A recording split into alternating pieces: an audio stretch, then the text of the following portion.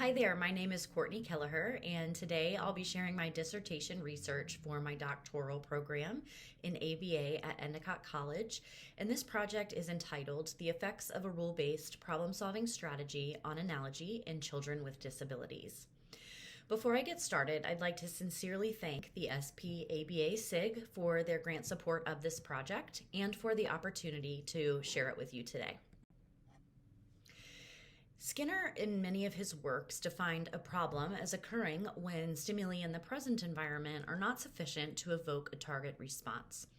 He then said we have to engage in what he called precurrent behaviors to provide us with additional supplementary stimuli that are necessary for us to reach a solution. So, for example, if somebody asks you what you had for breakfast this morning and you're unable to immediately recall, you can visually scan the kitchen for environmental cues, and you see a dirty pan in the sink.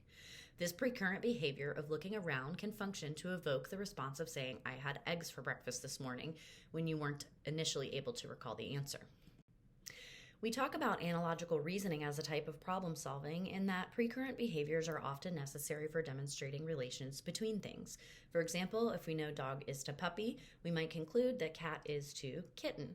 But for many children with developmental disabilities, this type of reasoning does not emerge automatically, even if they have strong vocabulary or matching skills. Additionally, analogical reasoning has been shown to be a predictor of intelligence and academic performance, so this is an important skill to teach the individuals that we serve. While developmental and cognitive psychology dominated the early scientific inquiry on analogy, behavior analysis has begun to study this phenomenon in more recent years, particularly through the conceptual lens of relational frame theory, or RFT. For those of you unfamiliar, relational frame theory explains how humans learn to relate ideas to one another in flexible ways. It focuses on how we make connections among things. Some of the concepts might include same, different, or opposite. Those specifically relate to this study that I'm presenting you today. And how those learned relations among things allow us to reason, use language, and solve new problems. While strategies like multiple exemplar training may be effective for teaching analogical reasoning, questions remain around its efficiency and ability to promote generalization. Therefore, continuing to identify technologies for teaching analogy that fosters rapid skill acquisition and generative responding is an important area of exploration for both behavior analysts and speech-language pathologists alike. In addition to that, problem-solving strategies such as using self-rules have been shown to improve complex interverbal skills. So taking these two ideas together, the aim of this study is to answer, number one, what impact will a self-instruction intervention have on analogical reasoning abilities? And two, to what extent does generative responding to new analogical reasoning tasks occur after implementing specifically covert self-instruction? We are currently in the recruitment phase for this study, and we are looking for participants between 5 and 11 years old with documented language and developmental delays. We also want participants to be able to respond as a listener to same and opposite relations as a prerequisite skill, since the analogies we will be teaching are building on these concepts. We also want to make sure that they do not yet demonstrate self-prompting strategies, since that is the intervention we will be using. As I said, we are currently recruiting participants and hope to finish with the consenting process within the next couple of weeks to start baseline data collection. The setting for this study is a clinic-based ABA therapy room, and the intervention will take place as a tabletop activity.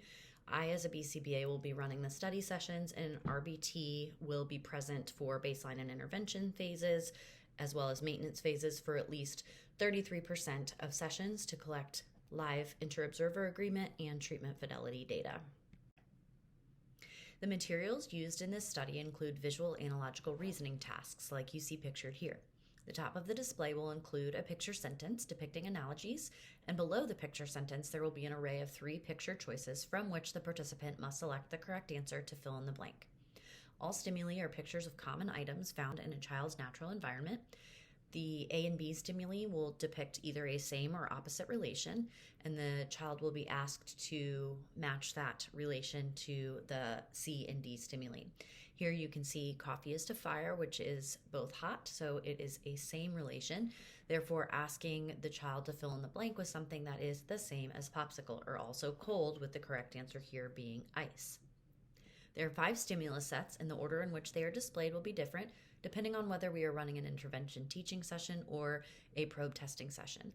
but sets will involve same and different relations for the hot and cold concepts that you see here, as well as fast and slow, heavy and light, soft and hard, and loud and quiet. This is a list of all the teaching targets that will be used during the self-instruction intervention. So 10 trials per teaching session, a same and opposite target for each of the 5 stimulus sets that we discussed.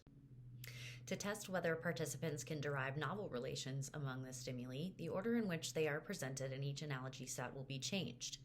So, using the hot and cold example, the child would be taught hot chocolate is to fire as popsicle is to ice, and then after teaching, they would be probed to complete hot chocolate is to fire as ice is to popsicle.